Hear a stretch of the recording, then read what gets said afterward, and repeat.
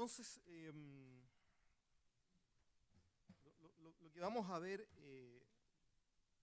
después de este análisis de esta falta de congruencia, por llamarlo de alguna forma, entre la tesis, teoría del caso de la Superintendencia de Valores y la del Ministerio Público, vamos a analizar cuáles son los hechos que el Ministerio Público pretende atribuirle a Donaldo Mota desde el punto de vista de la prueba y ver que ellos no se configuran y por ende no son atribuibles, y sin perjuicio de que, aunque hubieran sido probadas que no lo fueron, tampoco configuran la infracción al artículo 53 en los términos amplios que el Ministerio Público pretende.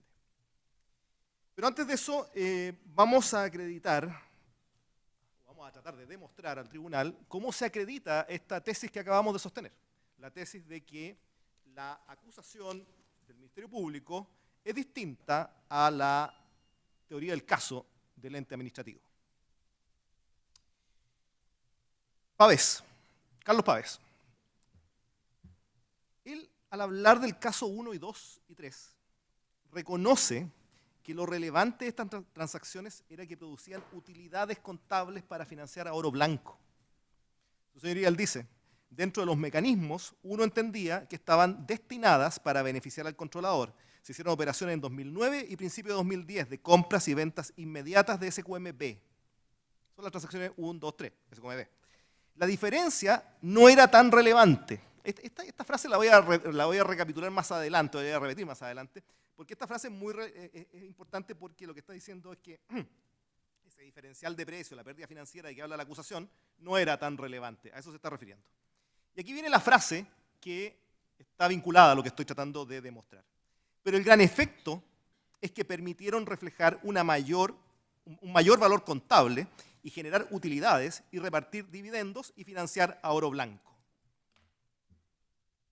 Su señoría, para Carlos Pavés, el superintendente que firmó la sanción, lo relevante no dice él que hayan sido utilidades ficticias, no dice que hayan sido engañosas y no dice que haya habido una pérdida financiera.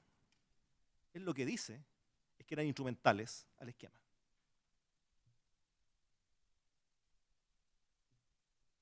Esto, entre paréntesis, señoría, lleva a una pregunta ya más en términos generales de nuestro sistema jurídico. Porque si bien es cierto, un ente es la Superintendencia de Valores y Seguros y otro ente es el Ministerio Público, no sé si frente al administrado, frente a mi defendido, es razonable que el Estado lo pueda acusar con dos tesis tan distintas, en dos instancias distintas. Eso a lo menos pareciera ser una anomalía que afecta a los derechos de la persona.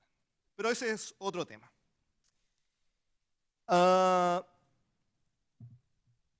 En el contrainterrogatorio, Pavés reconoce que en la formulación de cargos se establecía que las operaciones permitieron generar utilidades contables, las que en la medida que se permitió su reconocimiento fueron utilizados para repartir dividendos, los que se destinaron a financiar operaciones por parte de las sociedades cascadas. Entre paréntesis, ni para la Superintendencia de Valores la mera literalidad es suficiente para establecer el delito. Aquí la Superintendencia exige un algo, y ese algo es la instrumentalidad de las transacciones al esquema. Zapata, que fue, como dijo don Marcelo Sanfeliu, fue el último que declaró, el testigo más relevante, por lo menos en lo que así aparecía, del Ministerio Público. Y lo dimos declarar sobre este punto, esta diferencia. Yo diría, mi sensación fue que casi con molestia de que la acusación no siguiera la tesis de la Superintendencia de Valores. Cuando fue interrogado sobre las utilidades, él señaló, a ver, si bien este grupo de operaciones podían verse de forma independiente, había que tomar, o al menos la formulación de cargos se hace cargo de analizar, el contexto en que se realizaron las operaciones. Se indica que permitieron generar utilidades contables porque después se repartieron utilidades en forma de dividendos. Con ese dinero, oro blanco se financió para comprar acciones a Roberto Guzmán. ¿Su señoría habla de utilidades ficticias? No. ¿Habla de utilidades engañosas? No. ¿Habla de una pérdida financiera? No. ¿De qué habla? De la funcionalidad de estas operaciones para el esquema. ¿La acusación habla de esa funcionalidad? No. Más adelante, el testigo Zapata vuelve a repetirlo, consultado sobre los objetivos de estas transacciones, en el caso 1, 2 y 3. Y ahí dice, también un poco molesto, similares, para no repetir lo mismo, utilidades contables que permitieron repartir dinero para las operaciones del 2010. Es más, su señoría, Zapata, el testigo Zapata, al contrario de la tesis de la Fiscalía, al analizar el caso 5, cuando se le pregunta por las consecuencias que existieran muchas acciones de SQMA en el mercado, si es que el comprador de los 5 millones vendía en el corto plazo, ¿qué dice el testigo? Dice que eso era algo que Aldo Mota debía haber analizado al momento de tomar la decisión de venta. Él no está cuestionando la venta. Él está cuestionando la venta porque lo que cuestiona es la instrumentalización de la transacción. En los 5 casos, en el 1, en el 2, el 3, el 4 y el 5. Recordemos lo hostil que fue este testigo con la defensa, en particular conmigo, en el contrainterrogatorio. Probablemente el más hostil que me tocó interrogar. ¿Cómo intentó eludir la pregunta sobre el carácter funcional de estas transacciones? En los casos 1 a 5.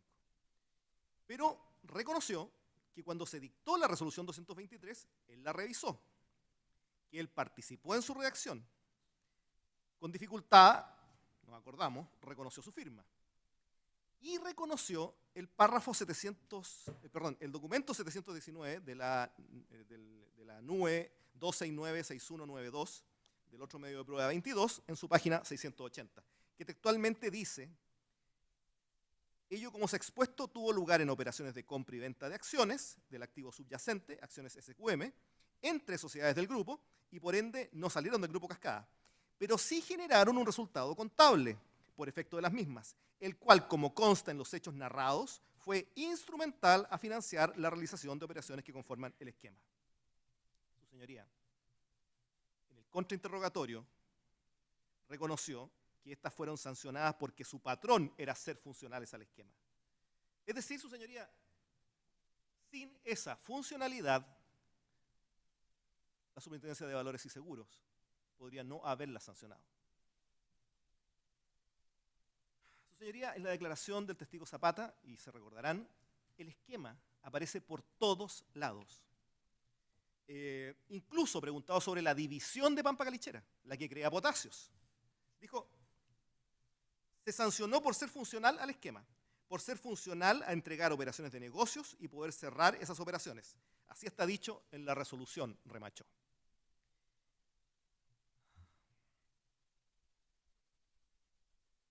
Particularmente interesante, su señoría, es cuando él señala, respecto a los casos 1 a 5, y dice: dentro de ese esquema se revisaron numerosas operaciones que permitieron llevar a cabo el esquema, dentro de ellas las operaciones SQM-A, SQM-B, todo a partir de la tesis que se esgrimió en la formulación de cargos.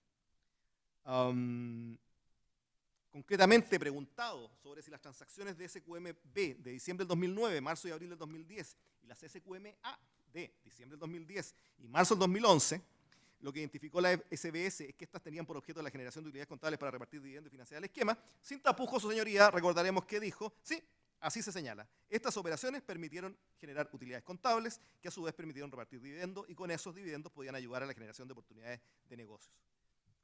Dos cosas. Primero, nunca habla ni Pavés ni Zapata, y vamos a ver que Chactev tampoco, nunca hablan de que las utilidades fueran ficticias o engañosas, como sí lo hace la acusación. Segundo, esto que dice Zapata, que los casos 1 a 5 eran instrumentales al esquema, la acusación no lo dice. A don Aldo Mota, mi defendido, no se le ha traído a este tribunal a ser juzgado por eso. Se le ha traído a ser juzgado por los hechos que están en la acusación, no por los hechos que se pretende que estén en la acusación.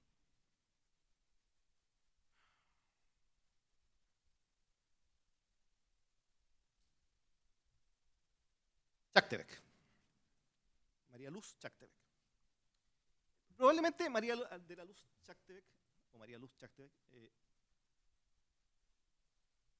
sea la testigo de cargo del Ministerio Público, de aquellos testigos de cargo de la Superintendencia de Valores, que fue más clara y más directa en responder las preguntas que le formulamos en el contrainterrogatorio sobre este punto.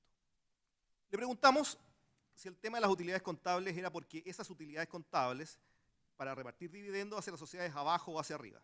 ¿Y ella qué dijo? Sí. Le preguntamos si esos dividendos eran los que a su vez repartían efectivo dinero que a su vez era utilizado para realizar el esquema. ¿Qué dijo?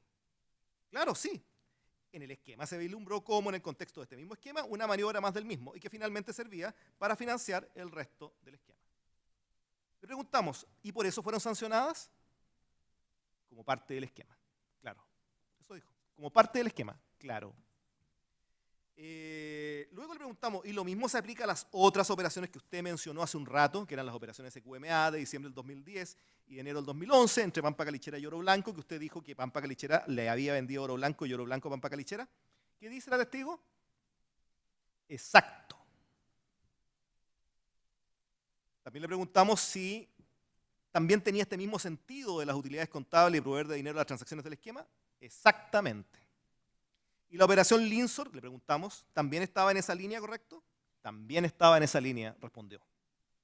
Ella, su señoría, confirma nuevamente. Es decir, tenemos la resolución 223, la formulación de cargos al señor Pavés, al señor Zapata y a la señora Chachtebek. Si eso no lo prueba, no sé qué. Pero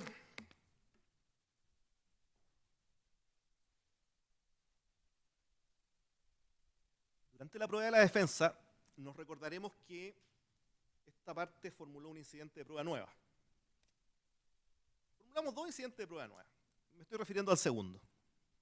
Y en el segundo, logramos incorporar, como prueba nueva, una sentencia que por aquellos días, pocos días antes, había dictado la excelentísima Corte Suprema, y a la que me voy a referir más adelante. Y en esa sentencia pudimos también encontrar un oficio suscrito por don Patricio Valenzuela, intendente de Valores, que lo suscribe, según dice el mismo oficio, por orden del superintendente. Ese oficio del 13 de marzo del año 2016. ¿Y qué dice? Dice algo que se vincula con esto que estoy sosteniendo, que se vincula con que la teoría del caso de la Superintendencia de Valores es una y la del Ministerio Público es otra. Y que ese cambio que hace el Ministerio Público no es baladí. Porque al hacer ese cambio, lo que va a resultar es que no solo los hechos que están en la acusación, o mejor dicho, no solo los hechos de la acusación que alcanzaron a ser probados, sino que derechamente los hechos tal como están en la acusación no cuadran ni siquiera con esta tesis amplia del artículo 53 del Ministerio Público. Esta tesis amplia de una prohibición amplia de fraude en el mercado de valores. ¿Qué dice el señor Valenzuela? Asimismo, los hechos sancionados en la resolución se encuentran estrechamente relacionados entre sí, por lo que aislar aquellos hechos cometidos solo por uno de los sancionados, como sería para el presente caso del señor Leonidas Vial Echeverría, importaría desnaturalizar el contexto en el que ocurrieron las operaciones que motivaron la sanción y que concluyeron en las multas cursadas por este servicio. Esto último también evita individualizar algunos párrafos de la resolución, porque, como se ha dicho, ello significaría descontextualizar la sanción cursada por este servicio al señor Leonidas Vial. Creo que huelgan las palabras. Es precisamente lo que hace esta acusación. En este caso, con Donaldo Mota.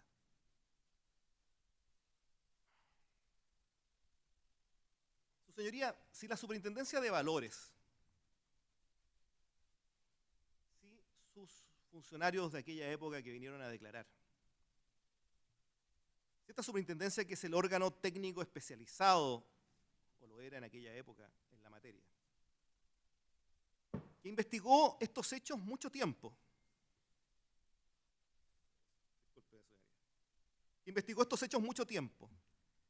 sanciona el hecho contenido en la acusación por otro motivo distinto a aquel que el Ministerio Público pretende imputar. Y no lo sanciona porque las utilidades sean ficticias o engañosas. que no lo sanciona porque se hubiera producido un perjuicio, una pérdida financiera, como dice la acusación. Su señoría, si la Superintendencia de Valores, frente al mismo hecho, toma una posición diametralmente distinta, su señoría, eso es altamente indiciario de que la acusación del Ministerio Público es errada.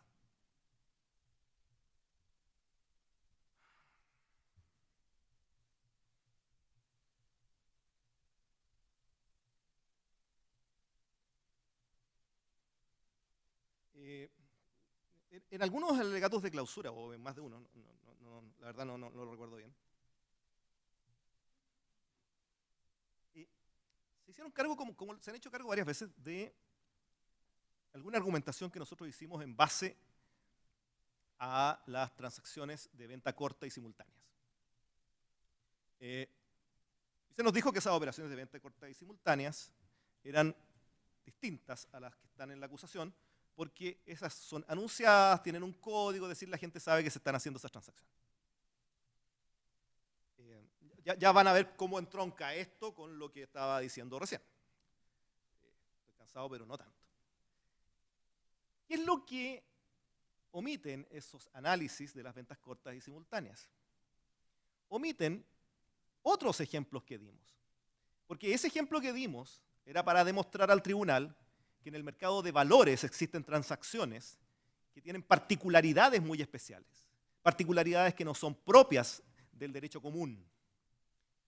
Y esto, que estén reglamentadas, que tengan un código, confirma aquello. La misma institucionalidad recoge ese tipo de transacciones y las regula. ¿Pero qué otras transacciones vimos? Se recordará su señoría, porque leímos la sanción que aplicó, o la absolución, mejor dicho, que le aplicó a una corredora la Bolsa de Comercio de Santiago, que eran estas acciones que se vendían el último día del año con condición PM y se volvían a comprar a principios del siguiente con condición PH. Es decir, su señoría, es lo mismo o muy parecido al caso 4.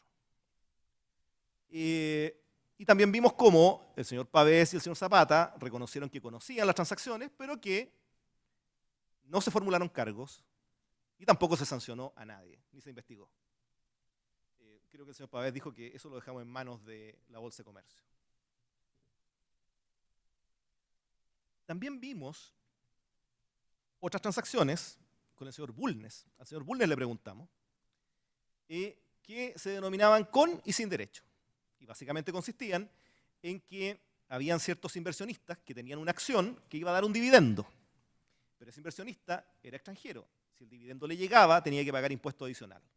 En consecuencia, para evitar recibir el dividendo, vendía la acción antes de que se produjera el dividendo y la volvía a recomprar después de que se había producido. Su señoría, estos dos tipos de transacciones, estamos claros que la Superintendencia de Valores no las persigue como operaciones que infrinjan el artículo 53. ¿Y por qué no lo hace? Porque aplica su criterio. Es consistente. Porque considera que en esos casos no existe fraude y por eso no las persigue. En consecuencia, la imputación que formula la acusación, en la medida que no coincide con la teoría del caso de la Superintendencia de Valores, no cuadra en la hipótesis del artículo 53. Su señoría, vimos como moneda el documento 77 de la prueba de la defensa, letra D, D de dedo, y B de bueno. Tenía moneda de transacciones idénticas a las que se acusan. Inmobiliaria Alune, por la factura 26777 del 20 de abril del 2010, vende 329 millones con las mismas acciones y a los mismos precios. Y el mismo día las compra Inversiones San Clemente. Y ambas sociedades tienen el mismo domicilio. Providencia 2315, oficina 205.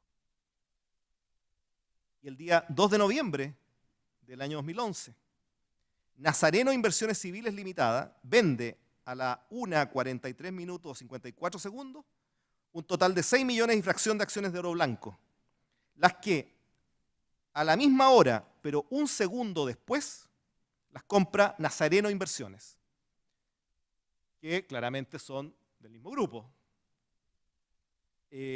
Todo esto hecho por moneda. Estas transacciones tampoco han sido cuestionadas, investigadas ni sancionadas. El hecho contenido en la acusación no cuadra ni siquiera con la tesis amplia del Ministerio Público de cuál sería la hipótesis que contiene el artículo 53.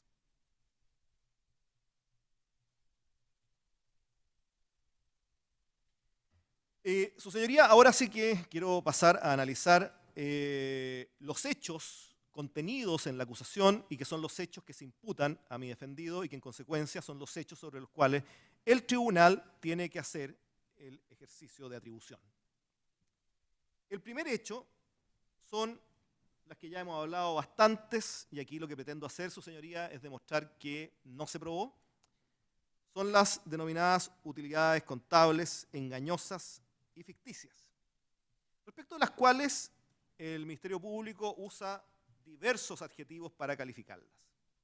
Las califica de, y aquí me voy a permitir, su señoría, recordar la acusación, y quisiera pedir autorización para proyectar un par de cuadros.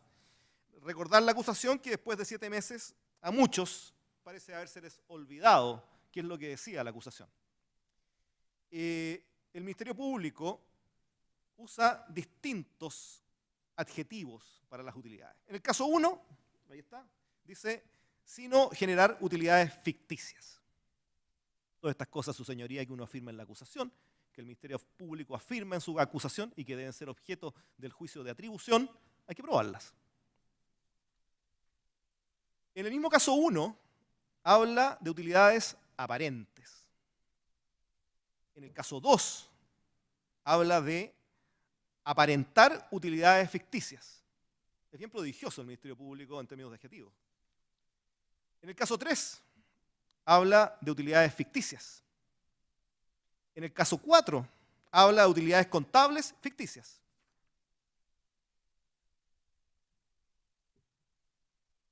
Y en el caso 5,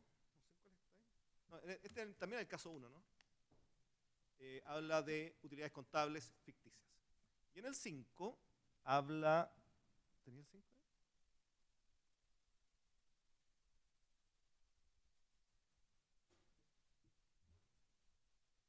Habla de fingir una utilidad de alrededor de 251 millones de dólares. En consecuencia, creo que esto no admite dos interpretaciones.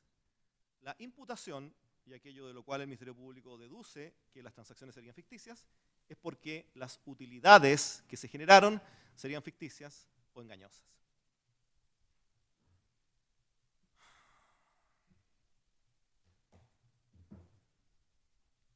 Vamos a analizar, su señoría, cómo la prueba demuestra que las utilidades eran absolutamente reales. Y siendo reales, cae este motivo, este presupuesto por el cual el Ministerio Público supone que las transacciones son ficticias o engañosas. Esta lógica, su señoría, de las utilidades ficticias y engañosas, a lo mejor podría haber tenido algún sentido, me voy a referir más adelante a eso, si las acciones no hubieran valido en el mercado su precio, el precio que se pagó, y ahí hubiera habido un engaño para el inversionista. Es decir, que efectivamente la utilidad fuera falsa. Yo tenía una acción que no la tenía contabilizada a $5, sino que estaba contabilizada a más plata, y la vendí en 50 e hice una utilidad de 45. Si no hubiera hecho esa utilidad de 45, si la utilidad hubiera sido falsa, podría tener algún sentido esta imputación. Pero no lo tiene. Y la verdad es que sabemos que no lo tiene porque tiene un pecado venial la acusación. Y el pecado venial que tiene la acusación es que se aparta de lo que la Superintendencia de Valores y Seguros estableció como teoría del caso. ¿Qué prueba tenemos? La propia formulación de cargos y sanción de la Superintendencia de Valores. Sabemos, su señoría, que son de las pruebas principales que tiene el Ministerio Público en este juicio. La paradoja es que precisamente esta prueba, la formulación de cargos y la sanción, lleva a, digamos, una curiosidad, y que básicamente que se vuelve en contra del Ministerio Público.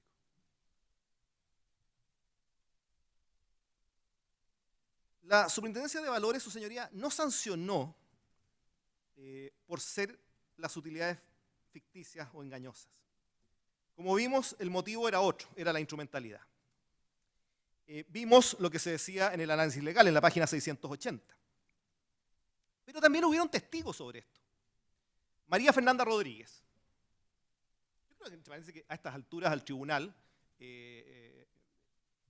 está claro que las acciones de Sokimich A y de Sokimich B estaban contabilizadas en Pampa Calichera a un bajo precio, aproximadamente $5 las Sokimich A, y que en el mercado valían mucho más, y que en consecuencia, siendo la utilidad, la diferencia entre el precio, entre el costo y el precio de venta, bueno, la única forma de decir que una utilidad es falsa es que ese diferencial sea falso, y en este caso no lo era.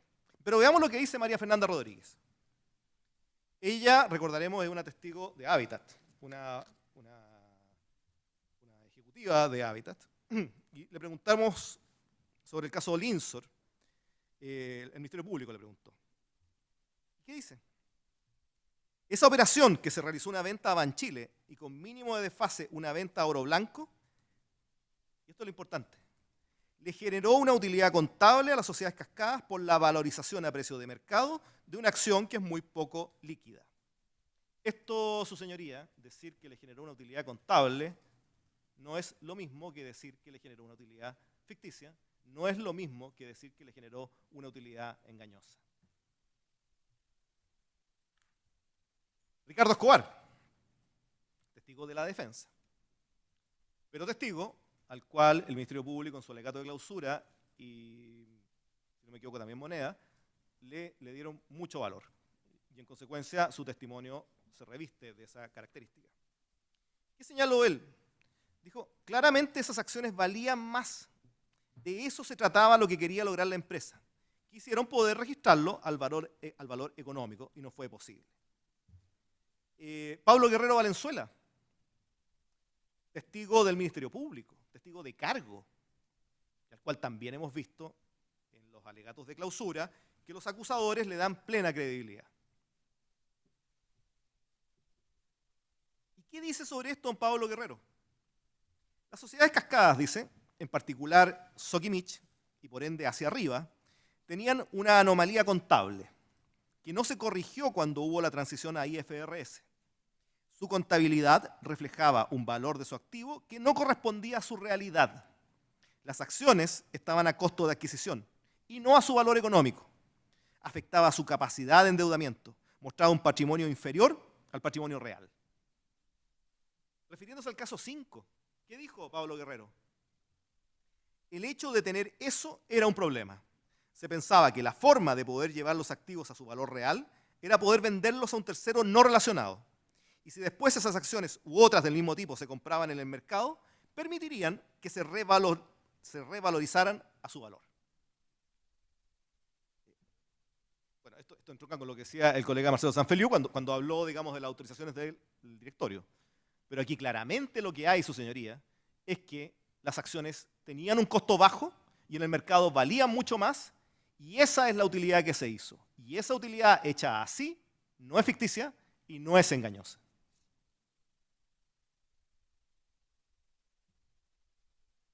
El Ministerio Público, en su alegato de clausura, resaltó mucho este testimonio de Pablo Guerrero.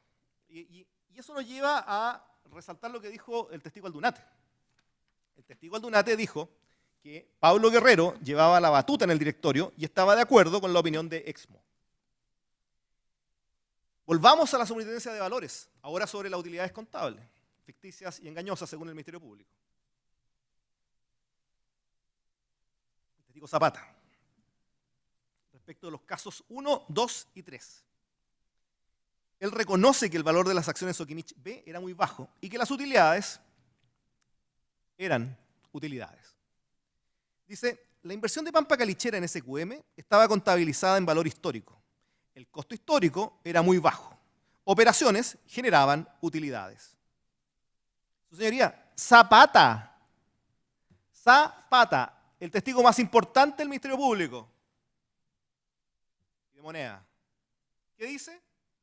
operaciones generaban utilidades.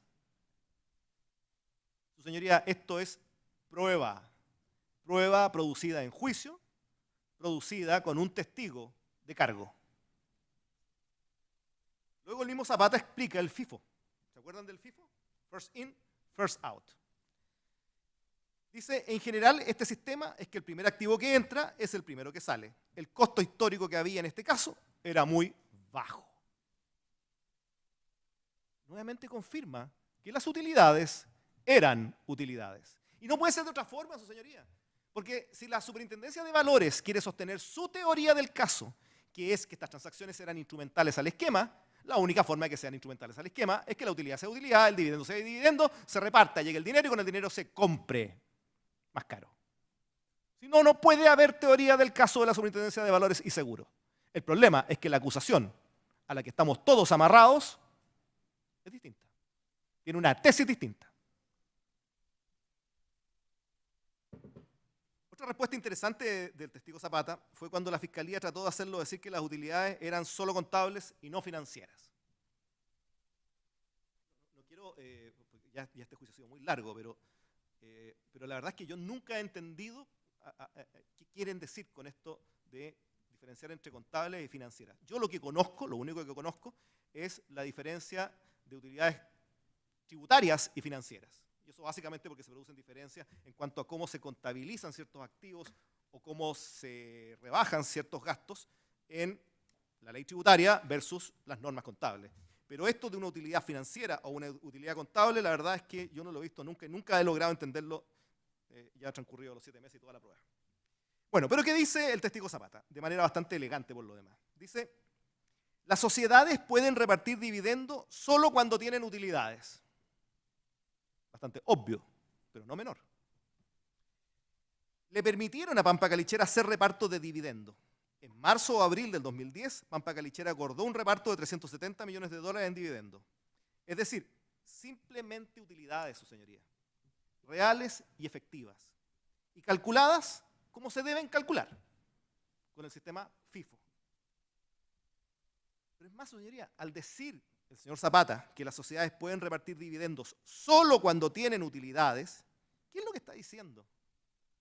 Su señoría, lo que está diciendo, en rigor, es que para que pueda volar la tesis de la funcionalidad de las utilidades al esquema, es necesario que sean reales.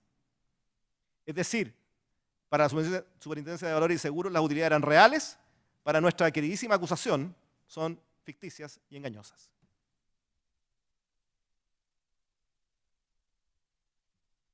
El perito Novoa, experto en contabilidad y auditoría, con años de experiencia que él nos relató e incluso inscrito en los registros de la Comisión de Mercado Financiero, que con cierto humor la fiscal Jimena Chong lo trató de perito documental, lo que me permite ser más gráfico de quién estoy hablando. Él no solo consideró, su señoría, que las utilidades eran reales, sino que señaló que consideraba errado el criterio de Ernst & Young de no permitir su registro. Dijo, el hecho de no reconocer estas utilidades legalmente válidas implica afectar los derechos de los accionistas minoritarios de Pampa Calichera. Y es lógico, estas eran utilidades reales y los accionistas de Pampa Calichera tenían derecho a percibirlas. Es curioso, pero al final del día, ¿a quién se perjudica? A los minoritarios de Oro Blanco, que es la que debió recibir los dividendos. Radatz.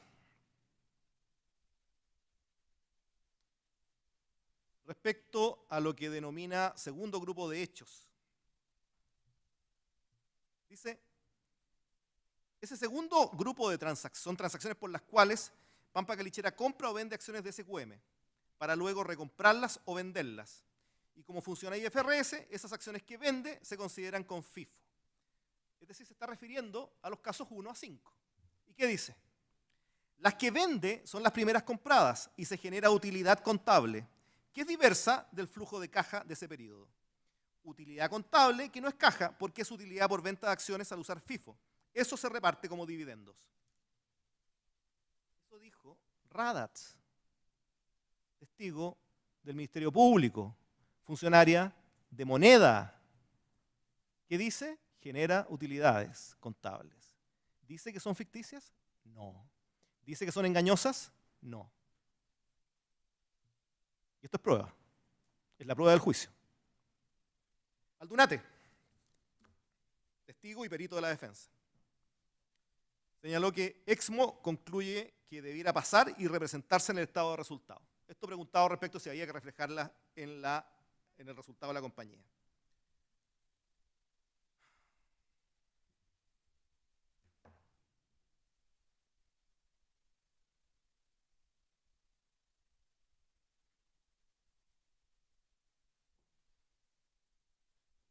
Don Marcelo Sanfeliu se refirió de manera bastante acabada y precisa al tema de las normas IFRS en relación al análisis del elemento subjetivo del tipo. Yo muy brevemente, solo quiero acotar que en este punto Aldunate, cuando sostiene que debieron ser registradas como utilidades en la contabilidad de las compañías, estas utilidades que se habían producido, recordemos que el argumento de él, al igual que el argumento del señor Bustos, es porque las transacciones no eran puramente compraventas. Esto no es una compraventa firmada en una notaría. No es una compraventa en la cual Aldo Mota firma por Pampa Calichera y abajo firma por Oro Blanco. Aldo Mota lo que hace es otra cosa. Aldo Mota lo que hace es que pone una orden de venta en el mercado. Entonces, ese hecho, que la compraventa sea hecha en el mercado de valores, es lo que es relevante para el análisis de Aldunate y de Bustos.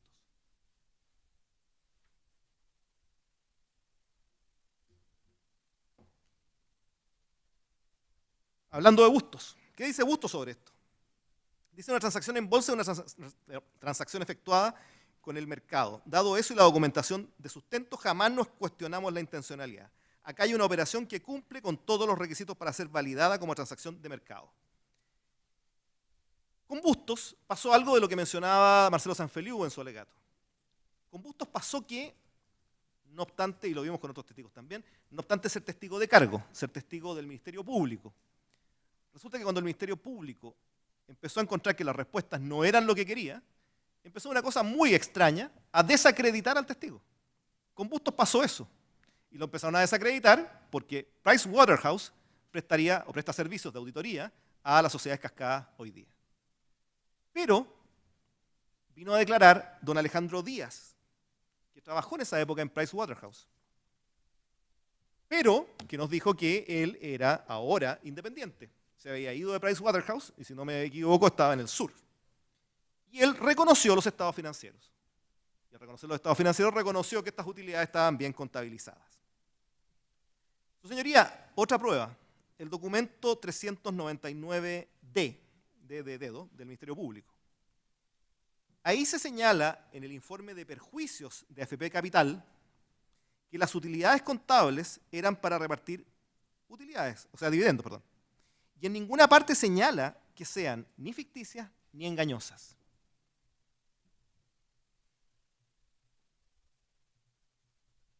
Señoría, sí, en definitiva, esta era una prueba imposible. Y era una prueba imposible porque las utilidades son reales. Tan reales que, como ya hemos dicho, y no quiero cansar al tribunal, tan reales que ni siquiera la Superintendencia de Valores, el órgano especializado que estudió esto durante meses con mucho personal de alta calidad analizándolo, ni siquiera la Superintendencia de Valores en su sanción sanciona porque fueran ficticias o engañosas. El tema era otro, como ya lo he dicho, para su Superintendencia de Valores era la funcionalidad. Solo para concluir, su señoría,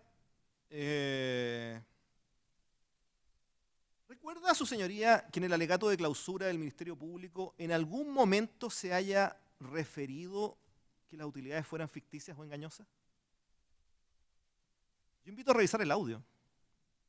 A ver, en rigor lo que el ejercicio debería haber sido: mire, nosotros dijimos que las utilidades eran ficticias o engañosas y esto se probó con las siguientes pruebas. Prueba 1, prueba 2, prueba 3, prueba 4. En consecuencia, con estas 4 pruebas está acreditado que son ficticias o engañosas. Su señoría, el punto no se mencionó, menos se intentó acreditarlo. Bien, el segundo pilar que tiene la acusación es sostener que estas utilidades ficticias o engañosas se habrían producido textualmente aún a costa de provocar una pérdida financiera. Y es donde mi impresión, el fiscal regional de la época, don Carlos Montes, Andrés Montes, Carlos el senador, Andrés Montes, a mi juicio intenta colocar o tratar de ajustar algún elemento de fraude. La verdad, su señoría, es que al mirar en perspectiva la prueba de los acusadores, e incluso sus clausuras nuevamente, si pasa algo similar a lo de las utilidades contables ficticias, da la impresión, su señoría, de que de esta parte de la acusación se les hubiera olvidado. Como lo mismo que pasa con la información privilegiada de moneda. Lo cierto, su señoría, es que no vimos una pericia que analizara las operaciones y llegara a la conclusión de que se había producido esta supuesta pérdida financiera. Eso no existe.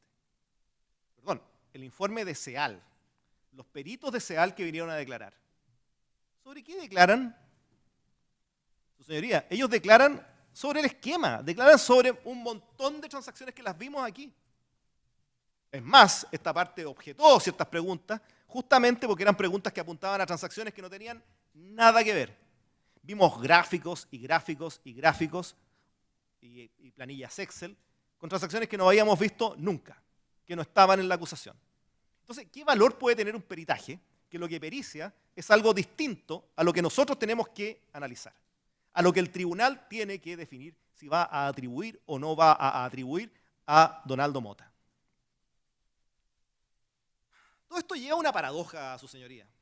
Lleva a la paradoja de que las utilidades contables que la acusación denomina contables, ficticias y engañosas, en realidad, su señoría, son reales y bien calculadas, de acuerdo a FIFO. Y que las supuestas pérdidas financieras que contiene la acusación no son reales ni están bien calculadas. Esto, su señoría, lo confirman incluso los propios testigos del Ministerio Público. Por lo pronto, don Carlos Pavés, que dijo que esas diferencias de precio no eran relevantes. ¿Qué dijo don Carlos? Dentro de los mecanismos, uno entendía que estaban destinadas para beneficiar al controlador. Se hicieron operaciones en 2009 y principios de 2010, de compras y ventas inmediatas de SQM-B. La diferencia no era tan relevante. Su señoría, en la misma línea escuchamos, no voy a cansar al tribunal, a Radatz, Pedro Pablo Gutiérrez, que también lo reconoció, el señor Besanilla, que también lo reconoció, María Fernanda Rodríguez, en el contrainterrogatorio, reconoce que la transacción Linsor no fue incluida dentro de las operaciones que ellos consideraron para calcular los supuestos perjuicios. ¿Qué dijo? A ver, al momento de ir a la SBS, el caso Linsor, si bien era una operación extraña, ya estaba ordenada la reversión de utilidades, por ende, simplemente era un ejemplo de operativa que mostraba falta de racionalidad. Pero el perjuicio económico no era tan directo para Habitat.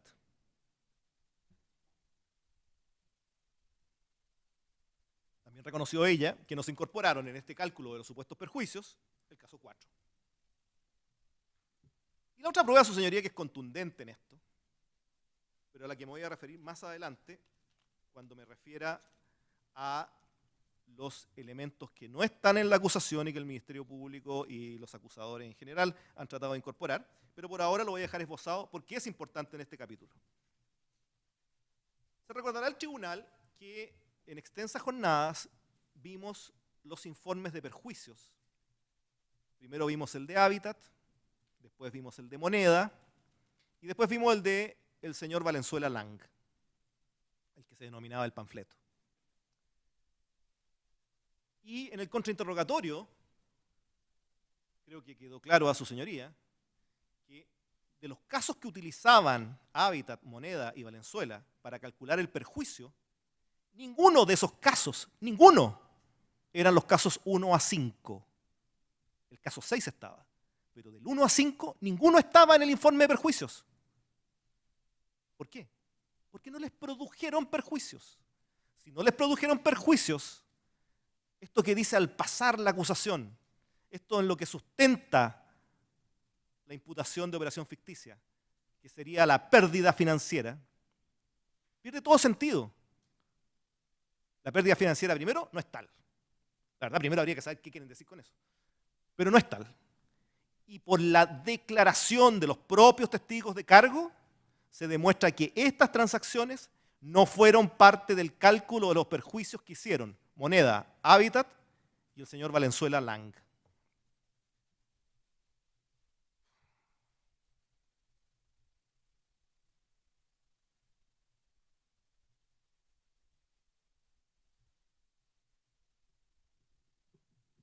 La acusación, y me voy a referir, perdón, con más detalle a esto de los tres informes, en la parte que dije. La acusación, su señoría, haciendo pie en estos dos supuestos, en que las utilidades serían ficticias y engañosas, y en que se habrían hecho a costa de producir una pérdida financiera, sostiene que, en consecuencia, se habría instrumentalizado el mercado de valores en estas transacciones. Y con lo cual, las transacciones serían ficticias y se configuraría el delito. Probablemente, su señoría, el principal argumento de la falta de tipicidad de la conducta imputada es el hecho que todas las transacciones fueron hechas conforme a la normativa bursátil. Eso en los alegatos de clausura se ha reconocido, sin perjuicio que la prueba es contundente. Todas las transacciones, lo reconoce además la propia Superintendencia de Valores y Seguros, todas las transacciones cumplieron con la normativa bursátil. En consecuencia, respetaron los tiempos de difusión en un mercado donde también supimos que la oferta está disponible para todo el mercado durante tiempos que son más que suficientes y que son los que regula la normativa, que por ende se trata de ofertas absolutamente interferibles. Vimos también, y además es bastante evidente, o sea, vimos los montos que maneja Habitat. O sea, estamos hablando de un mercado con profundidad. Aquí no es que si alguien pone a la venta $100 millones, nadie tiene plata para comprarlo. Aquí existe el dinero y existe mucho. La profundidad del mercado es potente. Ello, su señoría, el cumplimiento de la normativa bursátil, que es casi una convención probatoria, la verdad, a estas alturas. El punto es que, siendo así, estando demostrado que se cumplió toda la normativa bursátil, a ver, está bien. Si uno puede hacer preguntas como las que vimos en algunos interrogatorios, entonces nunca se puede producir el delito. Sí, uno puede preguntar eso. Pero el punto no es ese. Estamos en un juicio oral, público y contradictorio. Como dijo don Marcelo Sanfeliu, don Aldo Mota tiene la presunción de inocencia, el Ministerio Público tiene la carga de la prueba y tiene que destruir esa presunción de inocencia. En este punto, si se demostró que todas las operaciones cumplieron con la normativa bursátil, no soy yo quien tengo que salir a demostrar que eso además fue lícito, sino que es el Ministerio Público el que tiene que demostrar por qué, habiendo cumplido toda la normativa bursátil, las transacciones serían ilícitas. Y eso no se demostró. Por cierto, ni se mencionó en las clausuras. ¿Por qué serían ilícitas? El punto, su señoría, es que la carga de la prueba de los acusadores era probar o que don Aldo Mota obstruyó la intervención de terceros en la transacción. Eso no hay nada. Está el correo de Eugenio Ponce, al que me voy a referir más adelante, pero ahí no está copiado don Aldo Mota, no está copiado, no es parte, no lo manda, no se le dirige, no aparece por ningún lado y además aquí declaró, como vimos, que no lo conocía hasta ese momento. Entonces, deberían haber probado que Aldo Mota obstruyó la intervención de terceros, no se probó. Deberían haber probado que Aldo Mota sabía quién iba a ser su contraparte, no se probó. Que Aldo Mota conocía la existencia del esquema, no se probó. Nada de ello, su señoría, fue probado. Ni siquiera un atisbo de que pudiera ser probado. De hecho, como bien lo señaló Marcelo Sanfeliu, cuando se le preguntó al señor Zapata, él dijo algo así como su convicción interna era que estas cosas estaban probadas, pero reconoció que no había correo electrónico, que no habían grabaciones, que no habían confesiones, etc. La resolución 223, en el párrafo 1380, respecto del precio de mercado, señala expresamente: finalmente, esto dice la 223, finalmente también resulta del caso señalar que en ningún momento se formularon cargos por observarse operaciones que se desvían del valor de referencia, precio de mercado. Concluir esto resulta de un análisis errado de la formulación de cargos.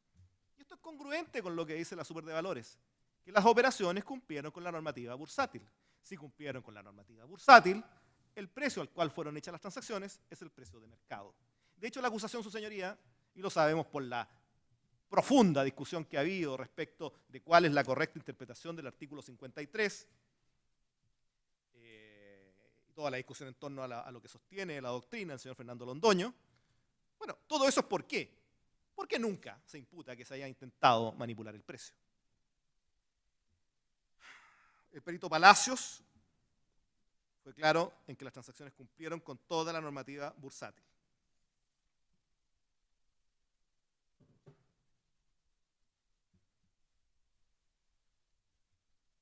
En el alegato de clausura del Ministerio Público, no quiero cometer errores, pero si no me equivoco, también de Moneda,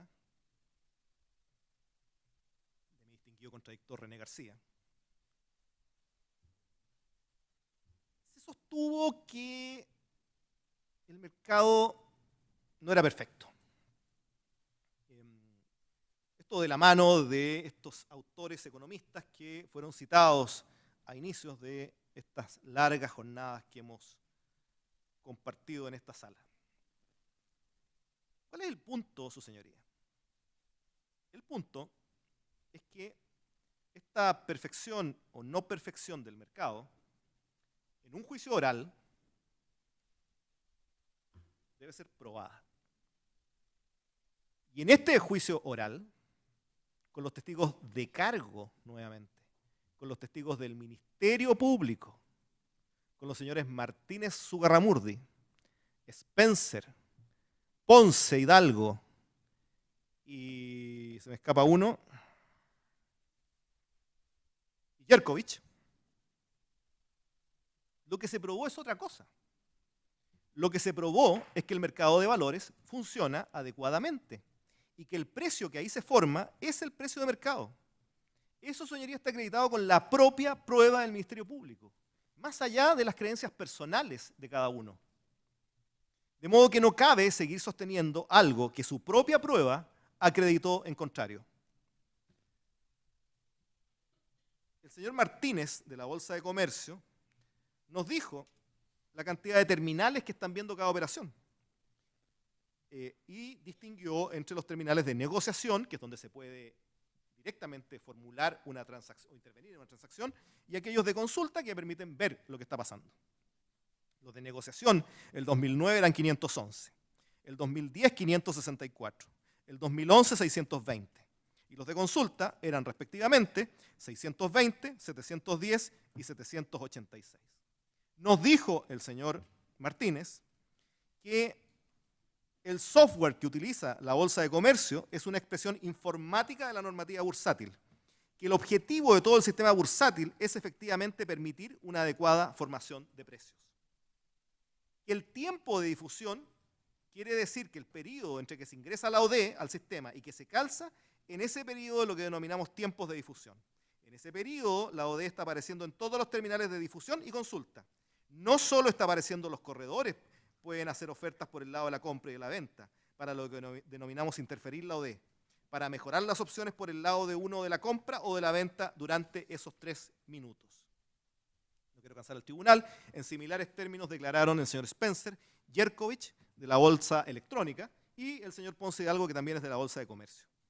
Don Sebastián Odó declaró que las transacciones del caso Linsor habían cumplido con toda la normativa bursátil. Nuevamente, el testigo señor Zapata. Aún recuerdo, su señoría, que luego de un arduo incidente de objeción que formuló el querellante Lobos, quien no quería que se le formulara la pregunta, finalmente pudimos hacer la pregunta. Y el testigo, de manera bastante escueta, pero contundente, su señoría, Preguntado sobre si estas operaciones cumplían con la normativa bursátil, don Víctor Zapata, ¿qué fue lo que dijo? Sí, formalmente se ajustaron a la normativa.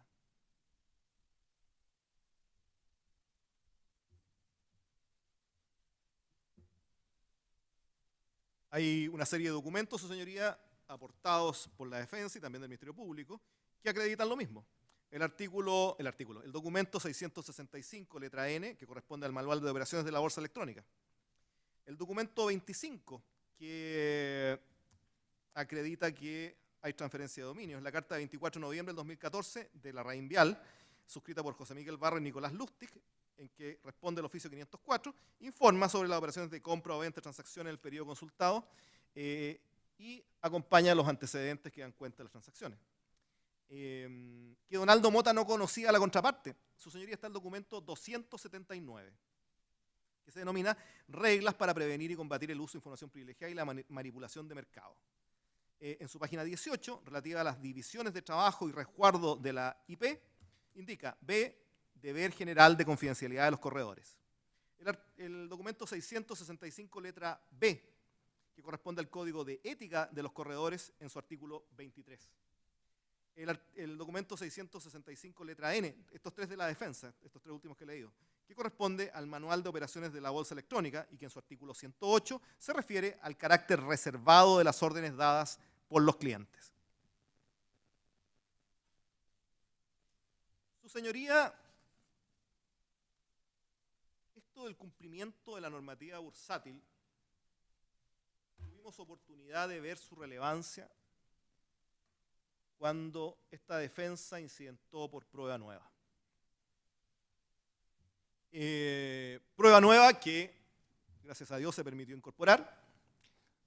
Y lo digo porque, a mi juicio, en un errado criterio del Tribunal de Garantía, otras sentencias que se han dictado sobre la materia no permitieron ser incorporadas como prueba. Y evidentemente, respecto de ellas no cabe alegar la prueba nueva, sino que pudimos hacerlo respecto a estas sentencias que se dictaron durante el transcurso del juicio. ¿Por qué las cito ahora? Porque estas sentencias valoran. Estas sentencias, cuando hacen el juicio de valoración, valoran significativamente y le dan relevancia a el hecho de que las transacciones hayan cumplido con la normativa bursátil. No es baladí, su señoría, no es baladí que una transacción cumpla con la normativa bursátil. Y no es baladí principalmente porque estamos hablando del mercado de valores. Y el mercado de valores, la gente que concurre ahí, le es relevante que exista una presunción de juridicidad de la transacción si cumple con la normativa.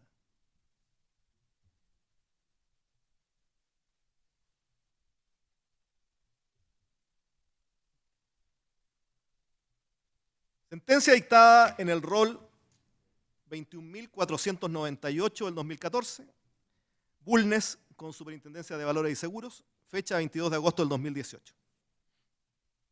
El tribunal ya la escuchó durante la prueba, solo quiero resaltar un par de párrafos.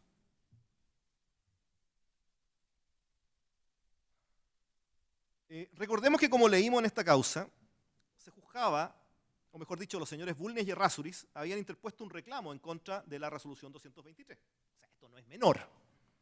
Esto no es menor. Aquí lo que están haciendo el señor Bulnes y Errázuriz es reclamar contra la legalidad de la resolución 223. Vimos que en el considerando 26º y 27º, entre otros casos por los cuales estaban siendo juzgados los señores Bulnes y Errázuriz, estaba el caso número 4 de nuestra acusación, que sabemos que es el caso en el cual participaron ellos como corredores de bolsa. De hecho, declararon aquí y declararon sobre ese caso. ¿Qué dice el considerando 31º? Que similares conclusiones en cuanto a la ausencia de irregularidades y el carácter real y no ficticio de las operaciones que atribuye la resolución sancionatoria pueden sostenerse respecto de las ventas directas de acciones que también fueron materia de cuestionamiento por parte de la autoridad, que corresponden a las efectuadas el 23 y 24 de diciembre del 2010 y el 14 y 17 de enero de 2011. Más adelante señala la sentencia En este sentido, fue especialmente reveladora la reproducción de la operación real, que permitió descartar en la operatoria la existencia de irregularidades o intervenciones ajenas al sistema que las alteran, quedando consignadas incluso en él que las referidas ventas hubieron varias interferencias, nuevos precios por parte de Celfin, adjudicándose finalmente a quien ofreció el mejor precio. Y en el considerando 33º, señala que los elementos probatorios consignados, apreciados de conformidad a las reglas de la sana crítica, regla probatoria aplicable en la especie, permiten reafirmar la conclusión a que se ha arribado, en orden a que respecto de los actos cuestionados, no se ha podido determinar la concurrencia de ilegalidades en su realización, ni participación de los reclamantes en la forma propuesta en los cargos formulados por la Superintendencia de Valores y Seguros, lo que lleva a acoger la reclamación interpuesta como se dispondrá en lo resolutivo de esta sentencia. Señora Presidenta, no sé si abuso del tribunal, pero la verdad es que mi garganta está un poco resentida. Yo quisiera pedir un receso hasta mañana.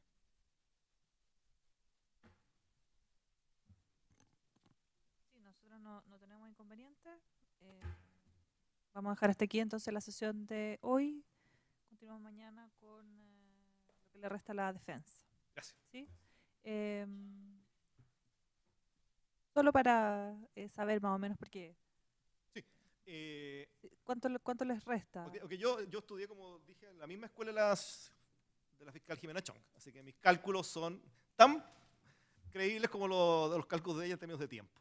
Pero lo que sí le puedo decir, señoría, es que yo creo que llevo la mitad de esta parte. En consecuencia, uno podría deducir que me queda el mismo tiempo que he gastado hoy día, que debe ser 1 hora y media. Más o menos, sí. Después de eso viene don Marcelo Sanfeliu con el caso 6 y actas. Y actas. ¿Y eso también le restaría Yo creo que tiempo parecido? 1 hora y media. Sí. Y después vuelvo yo, aunque mala noticia, pero yo vuelvo, pero con una cosa más cortita, que no debe ser más de 15 minutos. Ya. Eso sería. Eventualmente podríamos terminar mañana y...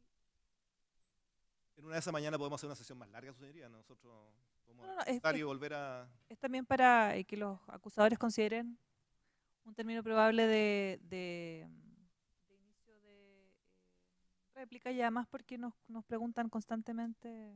¿Cuándo va a estar el...? No. En relación al uso de la colaboración que nos presta el Poder Judicial TV. Solo por eso, por favor no lo tomen como un agotamiento de tiempo ni nada por el estilo. ¿Sí? Queremos escuchar todo lo que ustedes nos dicen. Gracias. Bien, nos vemos mañana entonces. Que estén bien.